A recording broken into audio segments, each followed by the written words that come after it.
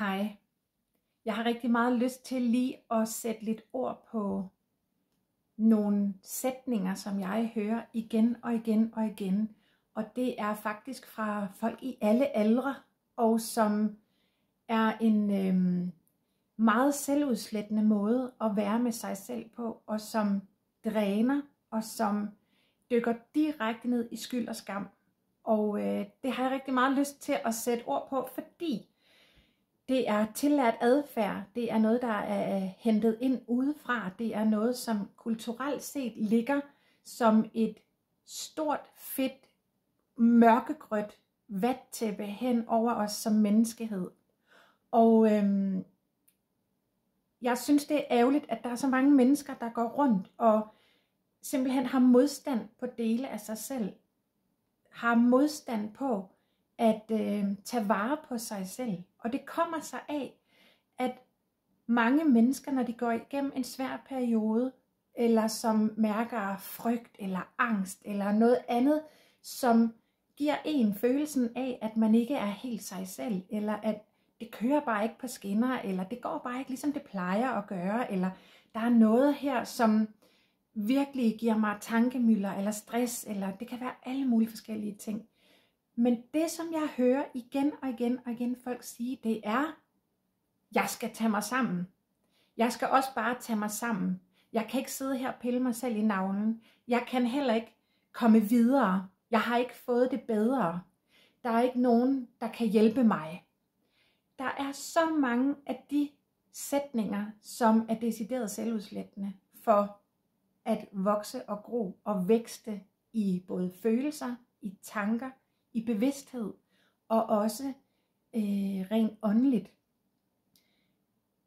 Når jeg hører også mænd særligt sige den sætning, og det kan jeg godt forstå, for den er nedarvet, og det er det, vi er inde og snakke om lige nu, det er, lige nu er der totalt åben for forfædreenergi, som virkelig går ind og viser os, hvor vi kan optimere, hvor vi kan gøre noget andet, end de gjorde, da de var her på jordplanen, og hvor vi får faktisk utrolig mange signaler og tegn på, at her er der noget, som engang var det, vi udspillede, men verden har rykket sig, menneskets evolution har rykket sig, både i forhold til vigtig viden, i forhold til at blive klogere på hjernen, blive klogere på kroppen, blive klogere på det at være et menneske, og hvad det er, vi indeholder.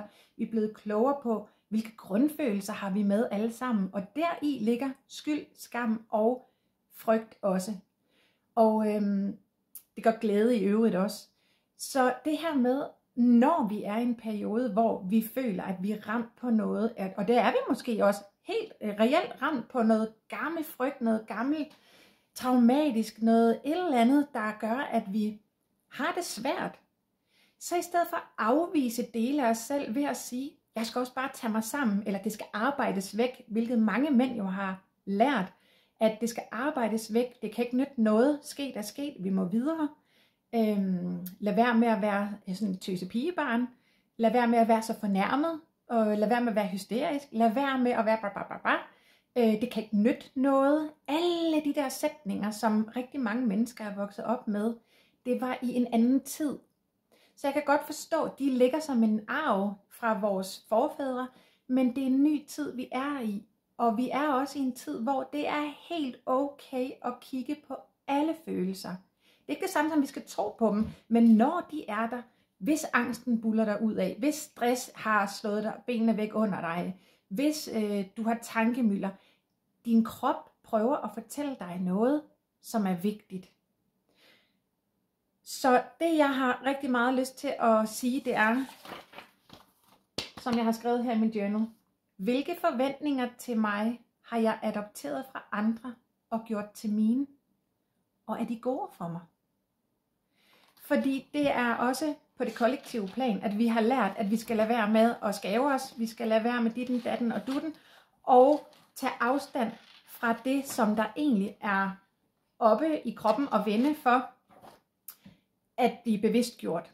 Og 2025 er året, der handler om bevidstgørelse. Altså både i os selv, men også uden for os selv. At vi bliver bevidste om, hvad det er, der rumsterer, hvad det er, der vil sættes ord på, hvad det er, der vil frigives, hvad det er, der vil frisættes. Hvor kan jeg hente støtte, hvor kan jeg hente hjælp? Det kan du i hvert fald herinde ved at starte med at lade være med at afvise dig selv. Lad være med at hoppe ned i skyld og skam og sige, jeg skal også bare tage mig sammen. Der er dele af os, der er måske et indre barn, der har oplevet nogle traumer. Der er oplevelser i vores bagage, som gør, at vi har de reaktioner, vi har, uanset om vi er 8, vi er 12, vi er 75, eller vi er 83, eller vi er 45. Det er fuldstændig underordnet. Det er sådan, vi opererer som mennesker. Og hvis vi så laver den her og siger, nej, det vil jeg ikke kigge på, det skal arbejdes væk, eller jeg vil i hvert fald ikke forholde mig til den del af mig selv, så tager vi rent faktisk afstand fra os selv. Og det er usundt. Og det vil altid sætte sig på måder, som eskalerer, hvis ikke vi tør være med det.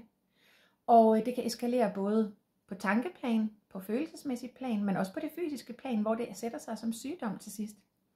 Så det her med at tage os selv alvorligt, i stedet for at sige, at vi skal tage os sammen.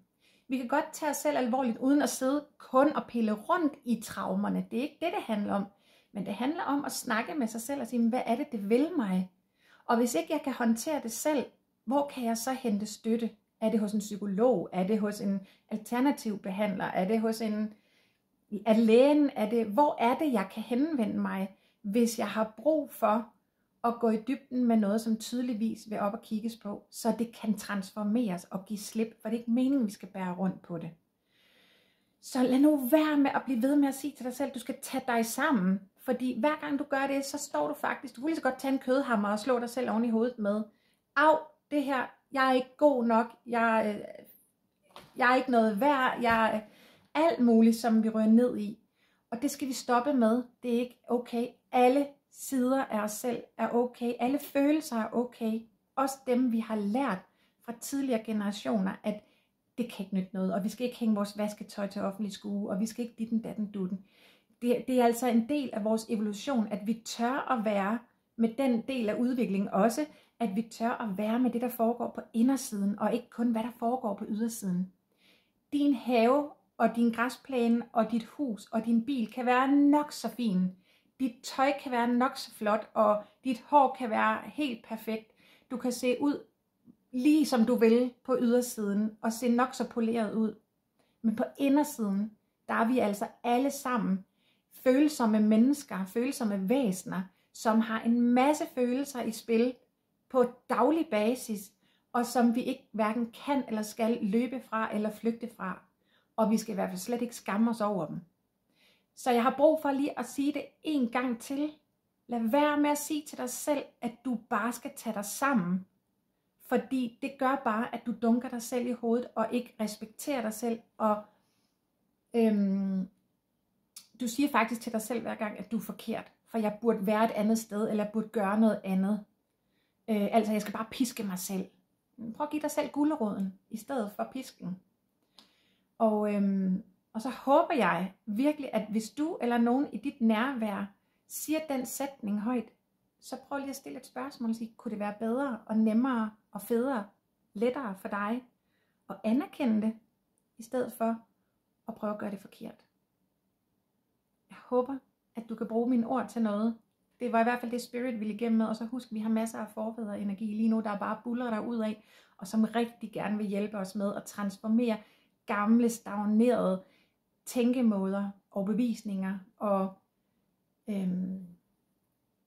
hårde energier i verden her. Der er masser af støtte og hjælp at hente, så ræk ud og pas godt på dig selv. Du er altid god nok, også når du ikke tager dig sammen, men du tager dig selv alvorligt.